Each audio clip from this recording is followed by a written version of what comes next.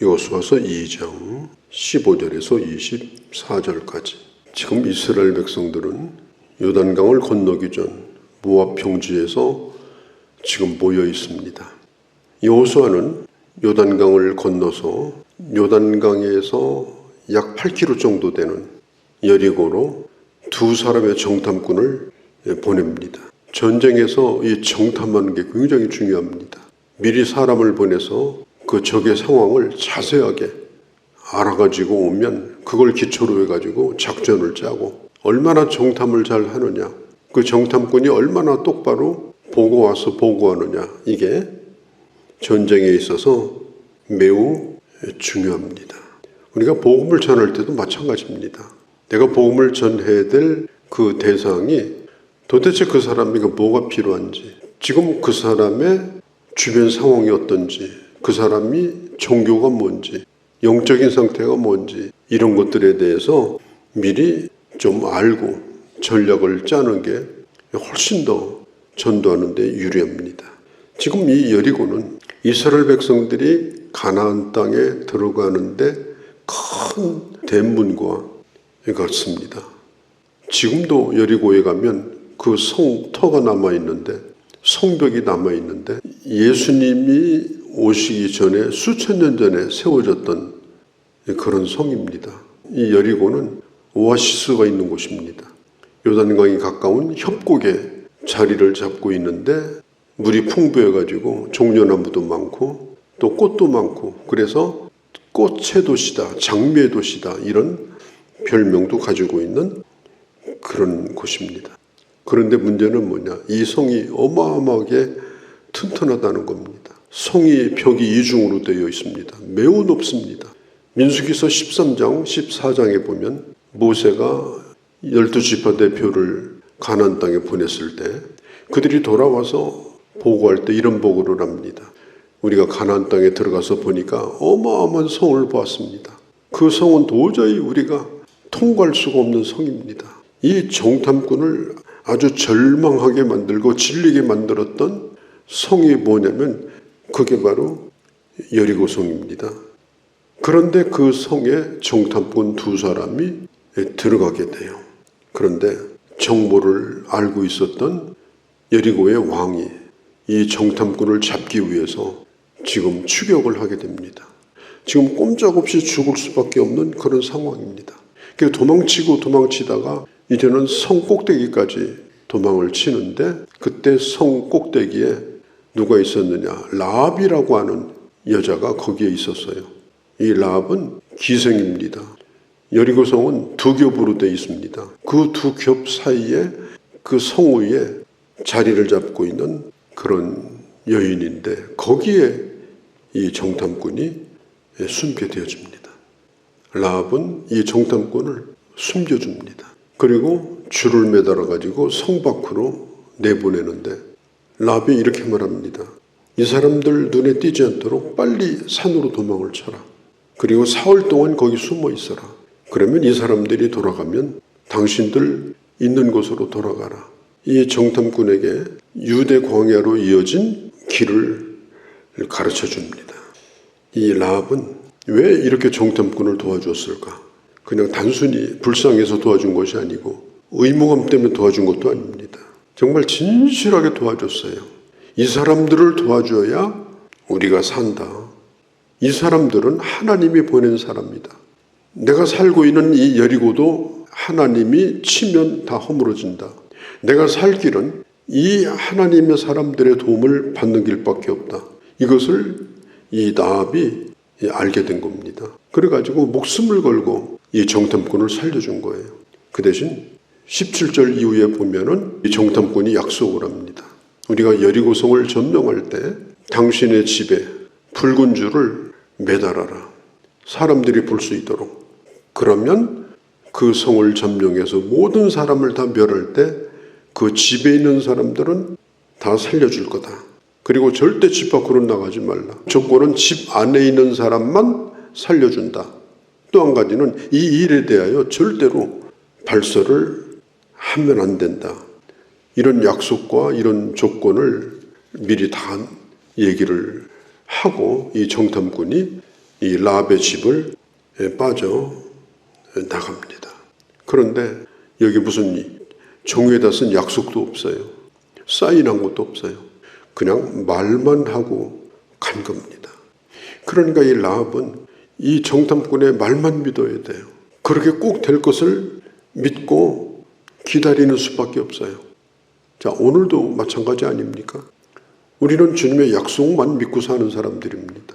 하늘에서 천사가 내려와서 우리 이름을 적어간 것도 아니고 하나님의 말씀으로 믿는 성경책에 나와 있는 대로 예수 그리스도를 믿으면 우리는 구원받는다. 하늘에서 내려온 그 붉은 줄, 그 약속, 이걸 우리는 말씀만으로 믿는 겁니다. 라합은 여리고성을 이스라엘 군대가 빙빙 돌 때 성곡대기에 앉아가지고 저 왜 돌고 앉아 있느냐 그렇게 하지 않았을 거예요. 반드시 이 성은 무너진다. 망할 때가 있다. 우리가 살고 있는 이 세상은 망할 때가 있다. 여기서 사는 방법은 그 정탐꾼의 약속을 붙잡고 끝까지 놓지 않는 것이다. 21절에 보면 이후에 이 라합은 당신의 말대로 내가 하겠다. 그렇게 하고 라합은 붉은 줄을 매달아 놓습니다. 정탐꾼은 3일간 광야에 가서 숨어 있다가 이제 강을 건너가지고 여호수아에게 돌아오게 됩니다. 자, 이 붉은 줄, 이게 굉장히 중요한 겁니다. 이 붉은 줄은 구원의 줄입니다. 이 붉은 줄은 생명의 줄입니다. 이 줄로 번역한 히브리어가 헤겔이라는 단어예요. 헤겔. 그러니까 일반적으로는 줄 이렇게 번역을 하는데요. 이 다른 말로 번역할 때는 비통하다, 애통한다, 또 슬퍼한다, 고통당한다, 모든 걸 잃어버린다, 이런 의미를 가지고 있어요. 그러니까 이 줄은 저 골고다 십자가 위에서 달리신 예수 그리스도의 피 흘려 죽으신 그 보혈을 의미하는 것이 분명합니다. 그 창문에 매달려 있던 붉은 줄은 바로 생명의 줄인 십자가에 달려 죽으신 예수 그리스도를 의미하는 것입니다. 이걸 놓지 말아야 됩니다. 이 약속을 잊으면 안 됩니다. 그러면 마지막 사망에서 구원을 받을 수가 있습니다. 여리고가 멸망할 때 다 죽지 않습니까? 그때 살 수 있는 유일한 약속이에요. 다른 길이 없어요. 그래서 오늘 이 여호수아서 2장에 이 붉은 줄이 중요한 거예요. 아마 사람들은 저 붉은 줄을 왜 저기다 걸어놨을까? 마치 우리나라 옛날에 아기 나면 대문 앞에다가 줄 걸어놓잖아요. 저 기생이 애를 낳나? 해석이야 갖가지. 궁금하지만 뭔지는 몰라요. 아마 이 세상 사람들은 예수 믿는 사람 속에 있는 이 믿음, 예수 믿는 사람 속에 있는 이 확신, 우리가 믿고 있는 이 붉은 줄의 비밀을 그들은 모릅니다. 이것이 얼마나 중요한지 오로지 그 성에서 라합과 그 가족들만 이걸 믿고 기다립니다. 출애굽기 12장에 보면 이스라엘 백성들이 애굽을 떠나올 때 그때 장자의 죽음이 온 애굽에 임할 때 사람만 죽어나가는 것이 아니에요. 그 집안에 있는 첫 번째 된 생명은 다 죽습니다. 그때에 이 죽음의 밤이 깊어갈 때 모세를 통해서 사는 길이 열려졌는데 뭐예요? 어린 양의 피를 바르라. 그 피를 볼 때에 죽음의 재앙이 사라졌습니다. 이 붉은 줄은 유월절의 피요 예수 그리스도의 피입니다. 우리는 우리가 붙잡고 있는 걸 놓으면 안 됩니다. 결코 이것을 놓으면 안 됩니다. 히브리서 3장 14절에 우리가 시작할 때 확신한 것, 내가 예수를 믿을 때 내가 믿음으로 받아들인 게 있잖아요. 그리고 확신한 게 있잖아요. 그 확신한 것을 견고히 잡고 있으면 그리스도와 함께 참여한 자가 되리라. 내가 믿고 확신한 것을 견고히 붙잡고 있어라. 목숨을 걸고 붙들어라. 그러면 그리스도와 함께 참여한 자가 되리라.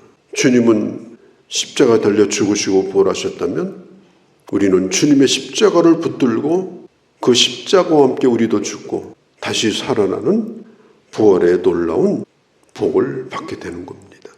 여호수아서 2장 15절 이후에 있는 이 붉은 줄을 잊지 않기를 꼭 바랍니다. 이 정탐꾼이 강을 건너가지고 여호수아에게 건너왔습니다. 그동안에 있었던 모든 자초지종 이야기를 다 합니다. 여호수아는 적어놨을 겁니다. 붉은 줄, 내가 구원하리라, 붉은 줄. 또 한 가지는 이 정탐꾼들은 24절에 보면 이렇게 말합니다. 그곳은 하나님께서 우리에게 주신 땅입니다. 우리가 가보니까 그곳에 있는 사람들은 벌써 여호와의 이름을 듣고 간장이 다 녹아가지고 두려움에 떨고 있습니다. 우리가 그 성을 점령할 수 있습니다. 정탐꾼이 누구에게 그 얘기를 들었을까요? 라합에게 들은 얘기입니다. 라합에게 들은 얘기를 정탐꾼이 여호수아에게 그대로 전해주는 거예요. 40년 전 여호수아와 갈렙이 정탐꾼으로 갔을 때 여호수아와 갈렙만이 했던 고백이 바로 이 고백입니다. 10명이 우리는 못 간다, 죽었다 그러면서 대성통곡하고 있을 때 이 두 사람이 아니다. 하나님이 주신 땅이다. 여호수아가 이 정탐꾼의 말을 들었을 때 얼마나 마음이 기뻤을까요? 아마 40년 전 그 자기들의 고백이 생각났을 거예요. 아, 하나님께서 저 정탐꾼들을 통해서 내게 또 말씀하시는구나. 우리가 이긴다. 우리가 이 가나안 땅을 반드시 점령한다. 하나님의 그 약속을 다시 한번 붙들고 여호수아는 다시 더 큰 확신을 가지고 이제 가나안 땅에 들어갈 준비를 하는 것입니다. 오늘 우리는 매일마다 이 세상이라고 하는 큰 그런 성 앞에 우리는 서 있습니다. 내 힘으로 절대로 문을 못 엽니다.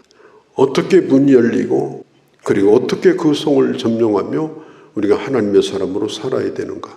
그러니까 이런 놀라운 메시지, 이런 놀라운 지혜를 우리가 말씀 가운데 듣게 되어지는 겁니다.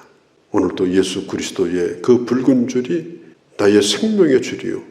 내가 복음을 듣고 확신한 것, 그것을 놓지 않고 붙잡고 있으면 그리스도와 함께 참여하리라. 이 놀라운 약속을 붙들고 오늘도 믿음 안에서 승리하는 귀한 한날이 되어주시기를 바랍니다. 거룩하신 우리 아버지, 이 세상이 멸망할 때 하나도 빠뜨리지 않고 하나님 앞에 심판을 받을 때 오로지 하신 약속을 붙들고 놓지 않고 의지했을 때 주님은 나를 구원하시며 주님은 나를 살려주시며 영원한 주의 나라에 그리스도와 함께 참여하는 복을 받게 될 것을 저희는 분명히 믿습니다. 믿음을 놓지 않고 끝까지 믿음으로 승리하게 하시고 우리가 서 있는 이 세상 가운데서도 믿음의 눈으로 바라보며 하나님의 사람답게 믿음으로 승리하는 그런 저희가 되게 하여 주시옵소서. 우리 주 예수님의 이름으로 기도하옵나이다. 아멘.